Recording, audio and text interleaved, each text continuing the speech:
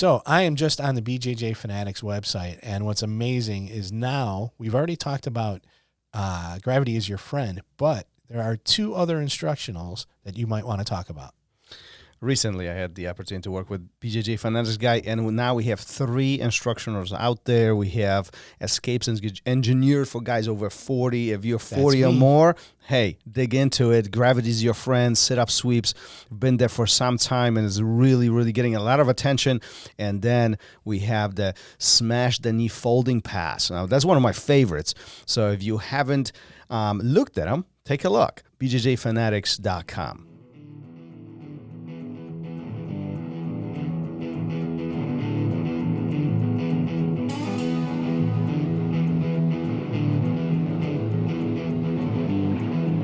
Welcome to Raw Radio.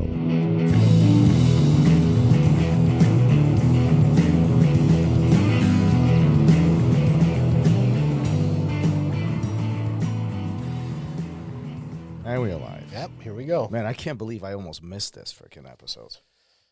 If there would have been one to not miss, That would have be been this one. Yeah. Man, I'd never let you live it down. No, Never. you probably would. Listen, I would not let it down for myself. Like, Unbelievable. that would be a disaster. That would be a disaster. You know, the morning ones really screw me up because I have other. Well, you know, we have a meeting and other things are happening at the same time. So it's like it's always messes with me. But yeah, no, it's yeah. I'm glad I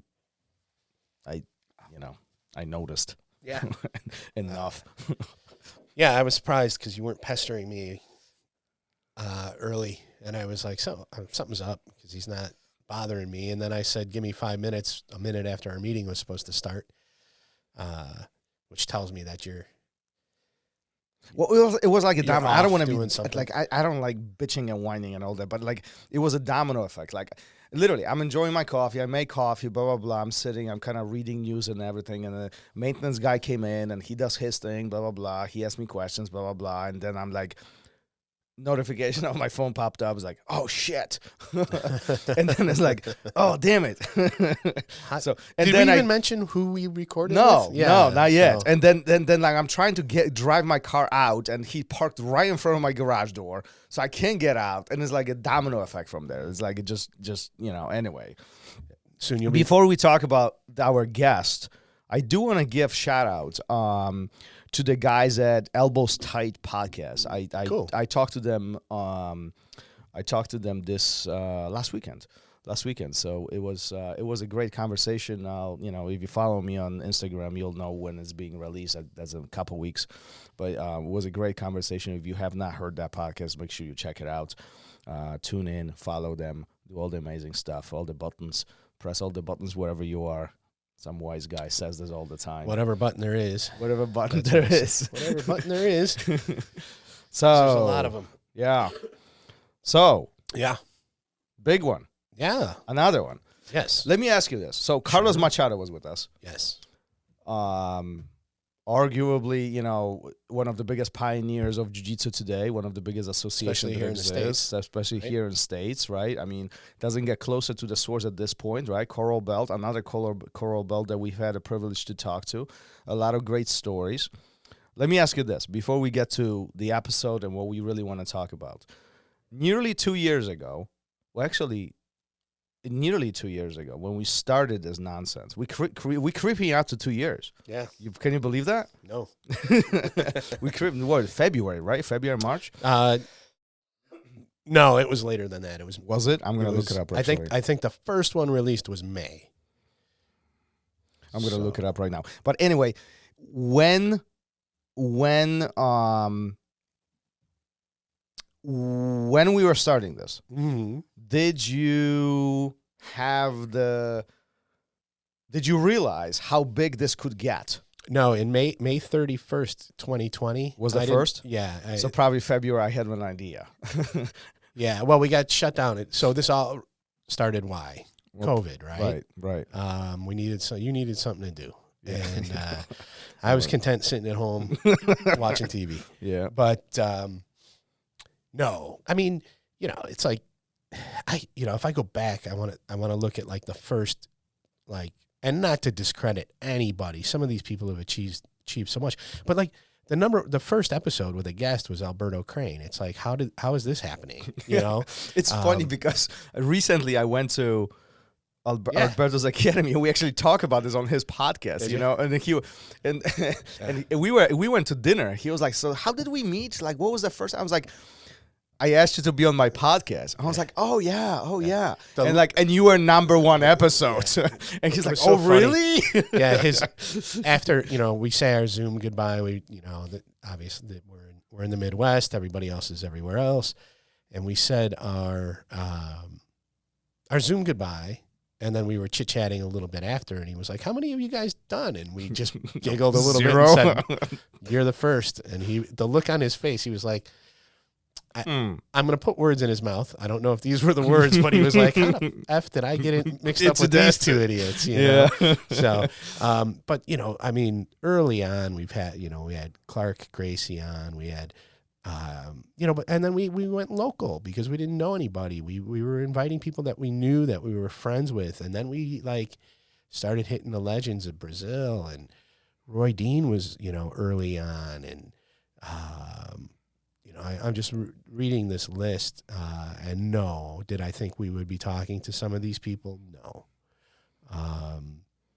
and to talk to somebody that is arguably the reason that half of us are here is truly amazing.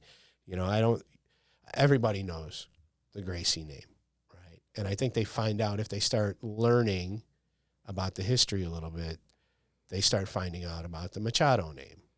And you can't understate what they've done for jiu-jitsu in the United States and across the world. Mm-hmm.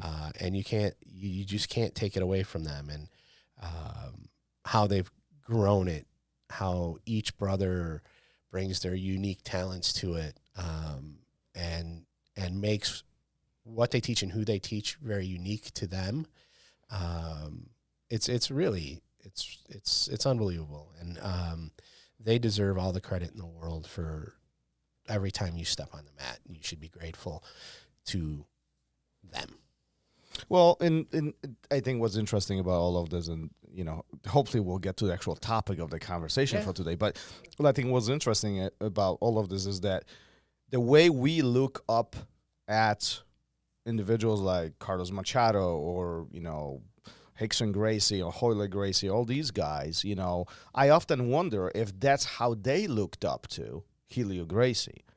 Right, because that's like the previous generation. It's like the guys who paved the path for us. Well, so we've talked, and then as a kind of continuation from this, I'm wondering if the two generation after us will be looking at us in the same way. And not that I'm seeking recognition here, but I'm just trying to understand where we fall in to this lineage of jiu-jitsu art. Yeah. You see what I'm saying? Like our kids, they step on the mat.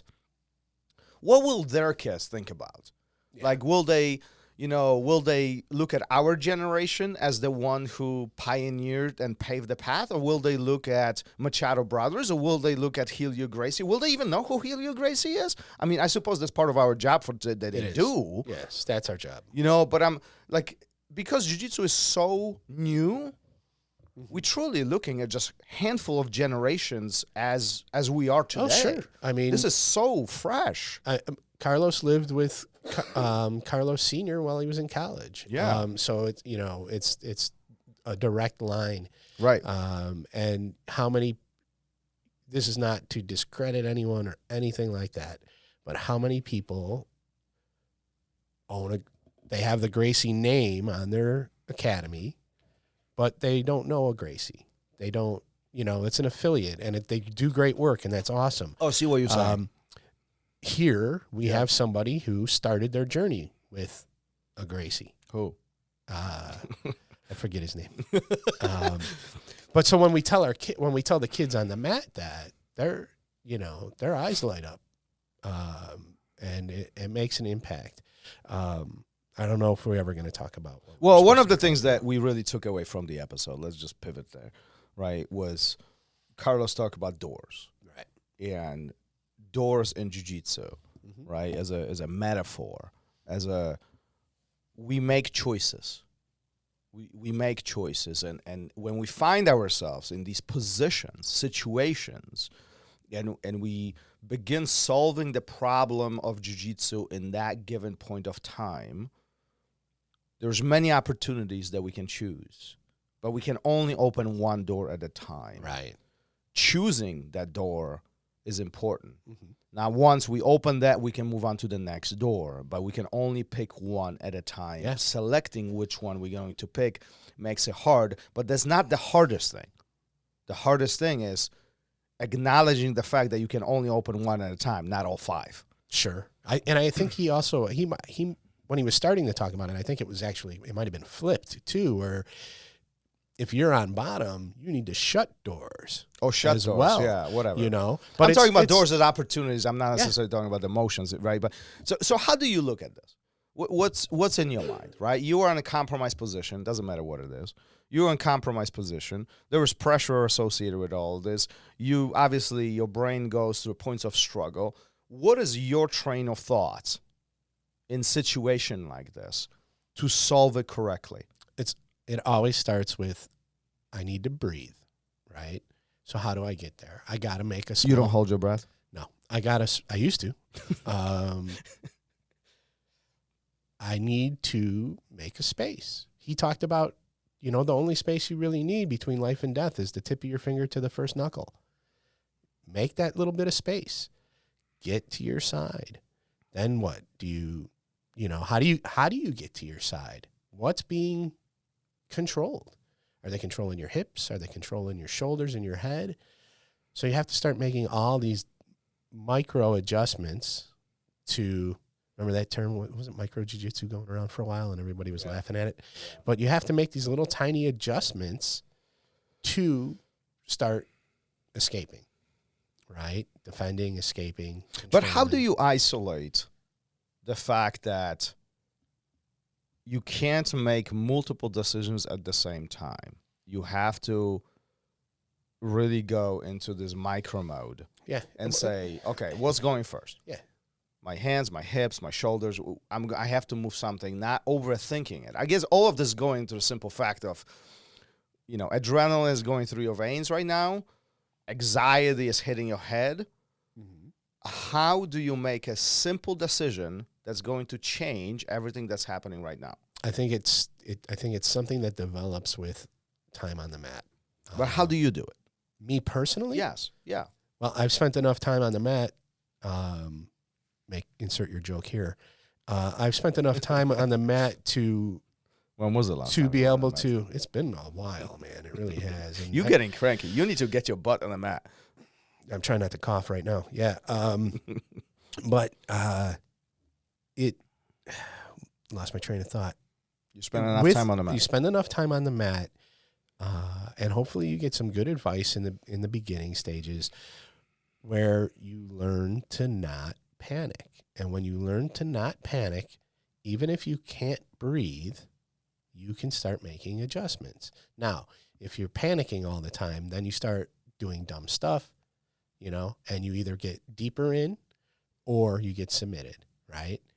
That's just the nature of it, right? Some people want to submit you right away if you're lucky and you panic and you get to tap and then you get to start over. Some people don't. There's people here that when you panic, they're using it to smother you more. They're using it to control you more because they have a much longer, they're working on something. They've got a longer end game here than just a quick submission. So you learn to breathe. You learn to say to yourself, what do I need to breathe better? Right? So the first step is controlling your breath. If somebody's obstructing it, then you need to, how can I get it back? Those are always my first steps, And if I can't, well, then the submission's coming at some point. I'm not going to die because I can't breathe on the mat. It's not that long. But that suffocation, he talked about the jiu-jitsu claustrophobia. If you let that set in, you're in trouble. Yeah. If you're in a swimming pool and something happens and you let that panic set in, you're in more trouble. Right. Yeah. And if you're stuck in an elevator and you freak out about it, you know, you're going to have a much more miserable time before the fire department gets there to let you out than you would if you breathe and calm down. And you're not going to be, you get stuck in a closet, you're not going to be stuck in that closet for forever. Calm down, breathe, assess the situation. So why is it so hard? Fight or flight. That's what I was thinking when he was talking about it. You have your fight and flight mode, right? I got to get out of here. I got to breathe. If I can't breathe, I can't, you know, well. But look. So you could say the same sentence in your head. If I can't breathe, I'm never going to get out of here. Or you could say it, if I can't breathe, I'm not going to get out of here. Again. Take the first way to say that and calm down. But why is it so hard? Because, I mean, listen. Like, because we're hard. We've been pounding this for freaking 2 years as long as we've had this episode. It goes back 1,000 years, if not more. If I don't control this situation or get out of this situation, I'm going to die. I think that's still hardwired in our head. It's hard to not think that way when you have, it doesn't matter if it's somebody who weighs 150 pounds and they've got good pressure and they know how to use it, or it's somebody who's 250 pounds and knows how to use it. It puts you in that fight or flight mode. Now you can fight by flailing or you can fight by being logical. You know what's interesting?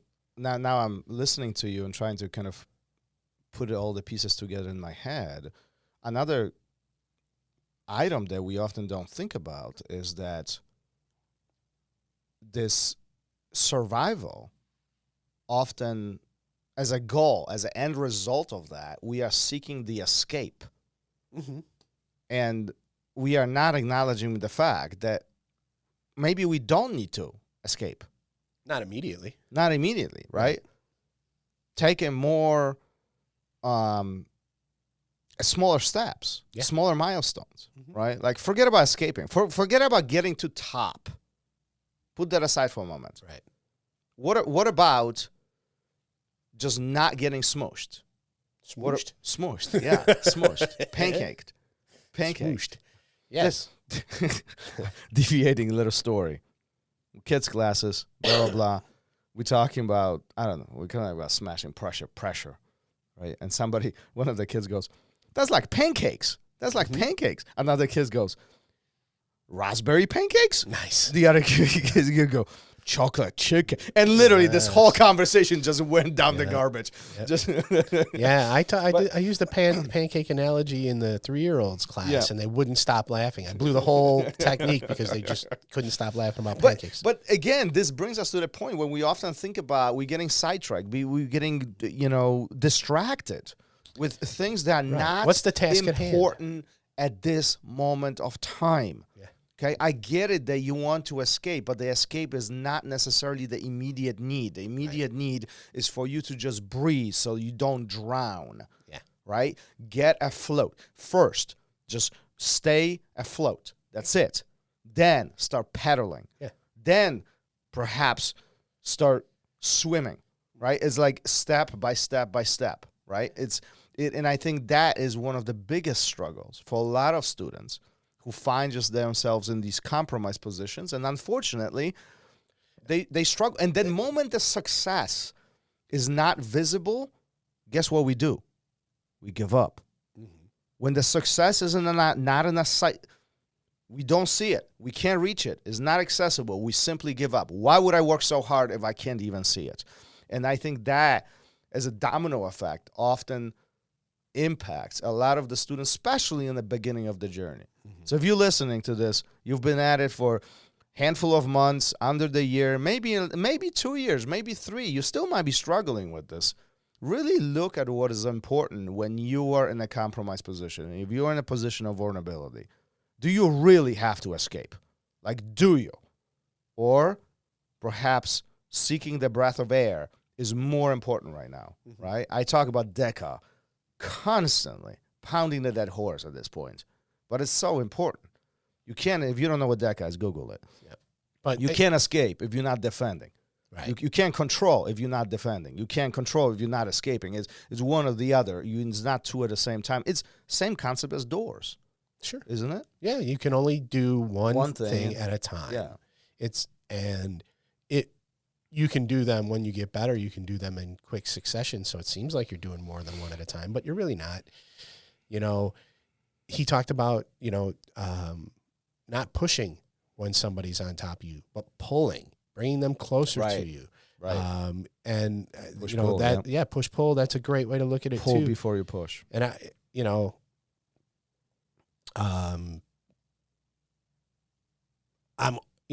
when we have these, I always talk about, I'm older, I'm this, I'm that, I'm this, I'm that. But I find myself very, very, very often on bottom, either bottom side or mount. Most often, while I'm there's a long period of time where I'm very comfortable. And it's just because I learned to breathe before that situation, breathe during that situation, how to get to a position where I can just breathe. And if somebody's on top of me and I can breathe and they're not actively choking and they're not actively going after a joint, I can hang out there, right? And so can you. It's once you get to that stage, I think in jiu-jitsu, unless you're like super goal-oriented about submissions and stuff, jiu-jitsu can become a lot more fun for you, a lot less frustrating. And I think even if you are submission-oriented, that approach will bring you more success. It is more controlled. It paints a path, paves the path with the least amount of resistance. And that is what, the important part is. Yeah. He brought that up too. Who's working more? Who's working more? Right? Right. If you're the irony behind this conversation, and it's not that I'm trying to make my head bigger, but it's really, I really do share a lot of the, philosophies that he's talked about. Like, this is the first time we talked to Master Carlos, and like I see a lot of similarities between how I see jiu-jitsu and what he's been talking about. Yeah, I think probably because of the way your first instructor was too, and the way they grew up in jiu-jitsu and what is jiu-jitsu to them, and how do you, it's the fundamentals, all that stuff. So yeah, you should. Those are very deep parallel lines, that run with how you came up, I'm assuming. And I don't know. I don't have the answer, but I Yeah. see a lot of similarities between what he talked about during the episode and how what's my interpretation of jiu-jitsu is. And there was a lot of, a lot of the things, a lot of the things he said have been said on the mats here. Yeah. And that's great. And it's fun to hear somebody of that caliber reiterate. There was a moment where we both giggled because I don't remember what he said. He said something, and we both giggled because probably a couple times. But there was when he brought up that who's working more, right? Yeah. We just recently talked about that, and listened to the next episode after him to hear his question for the guest. We've recently talked about that, so it's really cool to I don't know, have your thoughts about what you do reinforced by somebody of that status. Yeah. That stature. I think it's great. Cool. That's great. The big question is what now? I mean, wrap it up. Who else? Who else are we going to have on the show? Like, there's the names are getting bigger. There's that one. There's the one that up there. One. The one up there. If we get that one, we can shut retire. the whole thing down. Yeah, we'll give you a good deal on a Roadcaster and some microphones. Sounds like Gary has an exit plan. Yeah, I'm out. Well, we know I can run the show by myself. Yeah. Poorly, but I can run the show by myself.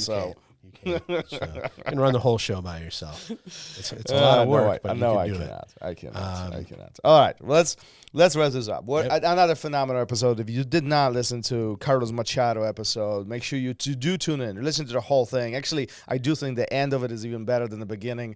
Yeah. So make sure you really dig into a lot of wisdom in there, a lot of little golden nuggets.